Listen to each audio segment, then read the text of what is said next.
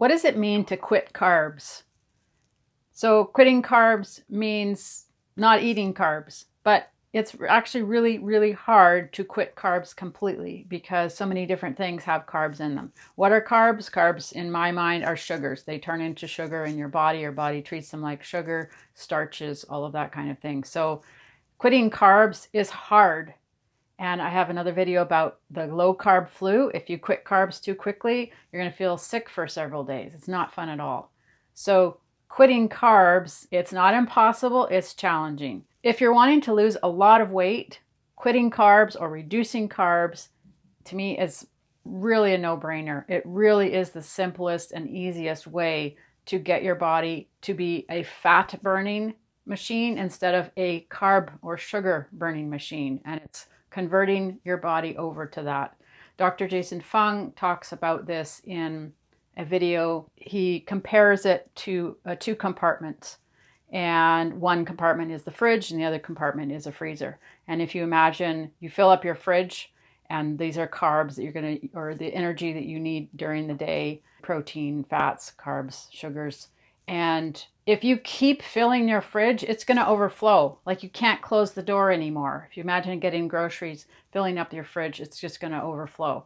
So what does the body do? Every time you eat something, the insulin is there. And if you have too much, the insulin opens up the fat cells and throws them in there. And it's like putting them in the freezer. So if your fridge is too full, you buy too many groceries, what do? You put them in the freezer. When our bodies have too much from the fridge, we just keep giving it more and more than we needed for that day.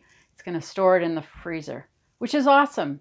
It's awesome that our bodies can do that. Like, we should be thankful that our bodies have this way of putting food away for when there was famine. You know, there's a store on every corner if you live in the city, and there's always places to find food. So we don't need that anymore, but our body's still used to doing it, which is an awesome feature. So we shouldn't be upset that our bodies can store food. It's a good thing, but let's just monitor it and say, I don't want my fridge overflowing. I don't want my freezer overflowing. I need another freezer. We want to start using up what's in the freezer.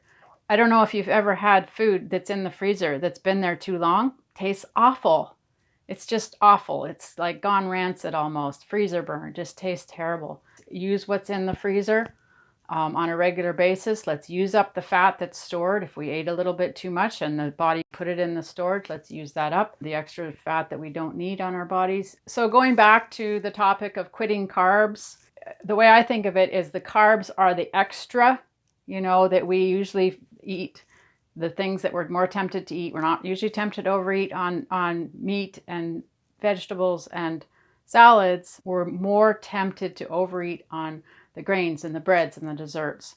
And so if we can reduce those or eliminate or cut out the carbs or quit the carbs completely, you are going to start using up what's in the freezer. Body needs energy. So if the fridge is empty, it's going to start using up what's in the freezer.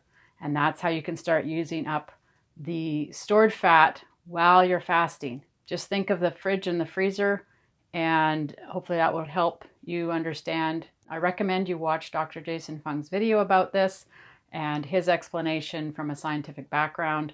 And that's just my experience and my understanding of it. Please subscribe if you haven't already and like this video, and I really appreciate it. Thank you so much for watching. Have a great day.